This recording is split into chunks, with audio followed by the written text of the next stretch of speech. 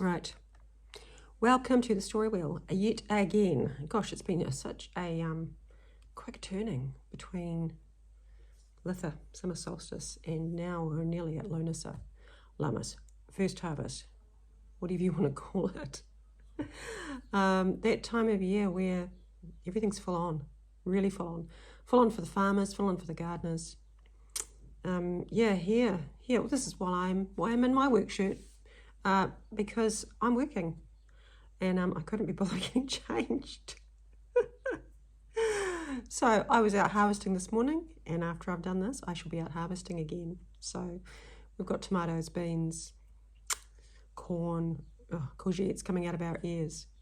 We've got some berry crops coming on too, but not so many of those are ripe yet. Plenty of strawberries. The strawberries in New Zealand, gosh, they go from, well, we've had them from early November and we're still harvesting, so it's marvellous. And of course the paddocks around here are dry, very dry. It's been very hot. We had one day of rain not long ago, which sort of greened things up a little bit, but now it's been searing hot and humid again. So the combine harvesters have been around, the contractors have been out there making hay. It's all go. It's a very, very full-on time. And that's what it's supposed to be at Lughnasadh. It's supposed to be harvest, the first harvest, the grain harvest.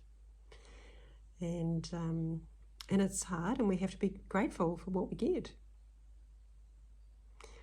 So today's story is from Scotland, and it is called The Farmer and The Bogle.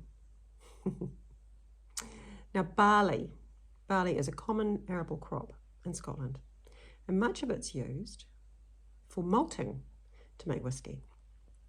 In spring is the time that the barley seeds go into the ground, and then they grow, hopefully. Wonderful crop through summer, grows taller and taller. And then come Lughnasadh is the time of the first harvest, and the first grains start to get cut. And the farmer sees what he has. He's reaping what he's sown. So I wonder what our farmer in the story will sow and reap. Once upon a time, there was a barley farmer who lived in a bothy in Aberdeenshire in Scotland, and his name was Lachlan McEwen. Now, even though farming was in Lachlan's blood, he wasn't a good farmer. He lacked the vigour and the enthusiasm that was required, and that his father and his father before him had had. In fact, it was known to all in the region that young McEwen was a very lazy farmer. He'd inherited his piece of land when his father had died, and while he liked the look of the land, and he liked the money that had come with the land and his inheritance, and while he certainly liked his whiskey, sadly, Lachlan did not care for all the hard work and sacrifice that farming required. The barley on Lachlan's farm was grown for the local whiskey maker, and he was constantly having to chase Lachlan for his crop, and he often felt himself the need to complain for the quality of the grains. Now, although Lachlan was indeed lazy, he wasn't entirely stupid, and so he worked just hard enough to keep the whiskey maker and his own wife from complaining too much, and just enough to allow him to pay his bills and thus keep his farm and his barley crop from the local debt collector's grubby hands. And in addition to being a lazy farmer, Lachlan was a dreamer. And his biggest dream was that he would find a way to never have to work at all. Not to sow in the spring, nor to take part in the extreme hard work of summer, and certainly not in the extremely arduous work of the harvest. And sure, he wanted all the rewards, but to do none of the hard work to get them. Not a good mix. Now, Such was Lachlan's love of the drink that on most evenings he could be found in the village partaking of a drop of the Ushkabahay, which is Scots Gaelic for whiskey, and literally translates to the waters of life. And thus it was, one evening, not long after the barley had finally been sown into the ground, late as usual, that Lachlan first heard about the Bogle. He was in the pub, and there was a stranger telling stories in the inn that night, and all the locals had gathered round to listen and laugh. And through the haze of smoke and ale and whiskey, the stranger told fantastical tales of mermaids and witches and ghosts and talking foxes. Yes, he could spin a yarn a mile long, and all were enjoying his company. And then, of course, he said, not half a mile from here, there lives the Bogle himself, don't you know? And a hush came over the room. The dreaded Bogle, who many had heard gruesome tales of before. Aye, the Bogle, he hides behind the stone at the top of the hill of Corski, and he will jump out and chase folk all the way across the moor. And it's said that if he catches you, he'll chew you up and he'll spit you out because he has sharp, tough teeth. The storyteller carried on, but I know a secret about this old Bogle. A fox who's watched him for years whispered to me that the Bogle doesn't actually want to catch anyone. He's just trying to scare folk away. And do you know why? For if someone was to turn and grab him, well, he's got to grant them 3 wishes. Ooh, 3 wishes, said Lachlan, pricking up his ears. Any 3 wishes? Yes, indeed, replied the stranger. Whatever you want. Ooh, that got Lachlan thinking. With those 3 wishes, I'd never have to work again. So he asked, what does he look like, this Bogle? Oh, you'd know him if you saw him, smiled the stranger, for he looks like nothing you've ever seen before and nothing you'll ever see again.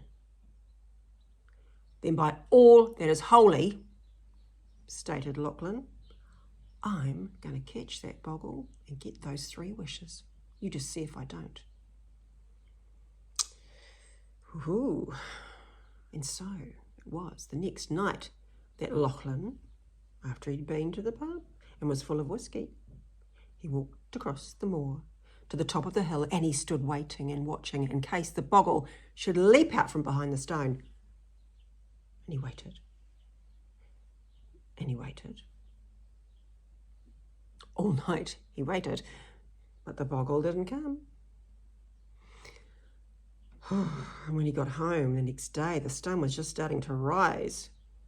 So he was too tired to work, and he said to his wife, I shan't worry about the fields today, for when I catch that Bogle and he has to grant my wishes, the first shall be for a bigger, better farm, but for scores of labourers to work for us. We will never have to work again.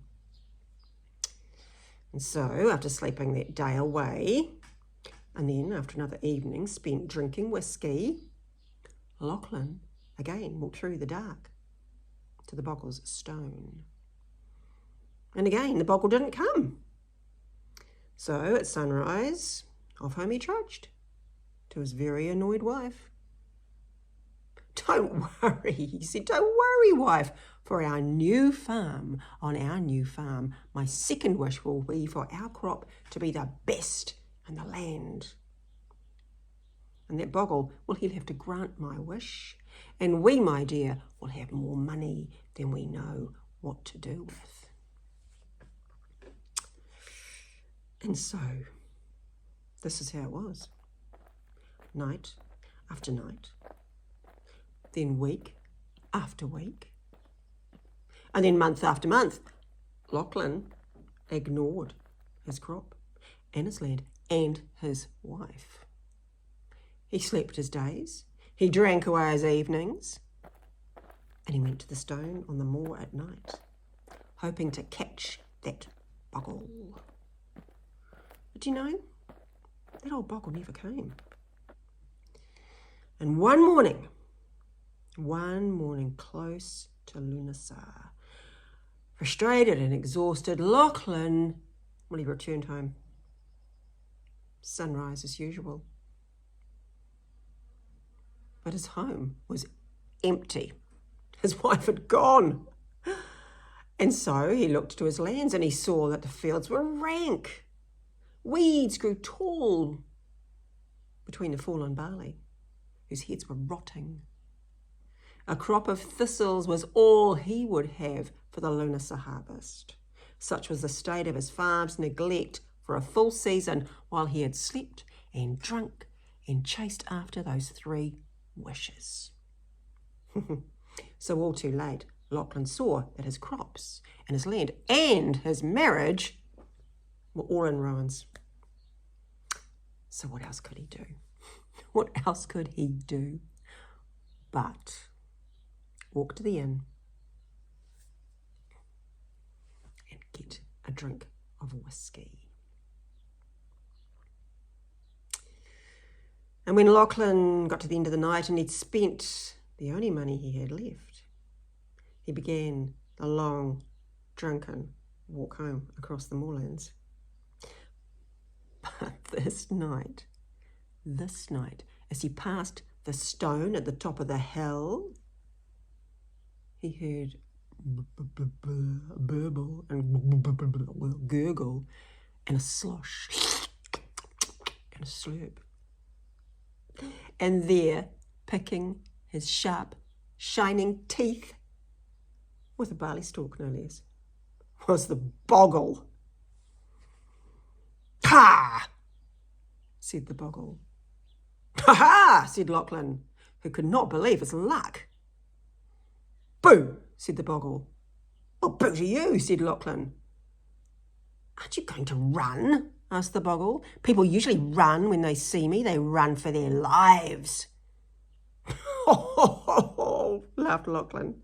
"Why would I run from you? I've been looking for you for months." And at that, he grasped the surprised bogle by the arm and shook him good and hard. "And now I have you, you bogle. Now you have to give me my 3 wishes." But at that, the old bogle, he just drew closer and gnashed his sharp teeth in Lachlan's face. "And who told you that? Who told you of 3 wishes? A stranger?" "Oh, a stranger at the inn, with stories of mermaids and witches and ghosts, and maybe, just maybe, talking foxes." And Lachlan, he suddenly saw that the old bogle had tricked him all along. That whiskey-loving, storytelling, shape-shifting bogle. And it laughed, an evil laugh. "A bogle can't give you wishes, my lazy friend. You must work for what you harvest, and now you'll have to reap what you've sown." And the bogle laughed more, and he gnashed his sharp teeth just a little bit more. "You've wished your life away, you idle fool. And you should have run when you had the chance." And the bogle grinned a very nasty grin, which was indeed the very thing, the very last thing that lazy farmer ever saw. The end. Goodness, Lachlan McEwen came to a sticky end, wishing away his seasons, wishing away Imbolc to Lughnasadh. What a silly man. And that's the end of our tale for Lughnasadh. And now I shall go back outside and I shall continue to harvest, because I don't wish, I do. And I will wish for a good harvest, and I will wish for a quiet autumn, and I will wish for a cold winter when I can spend some time resting and staying inside. But for now, busy, busy, busy. So I wish you a happy Lughnasadh, a happy Lammas, a happy first harvest. And I wish you a continuing successful cycle around the year.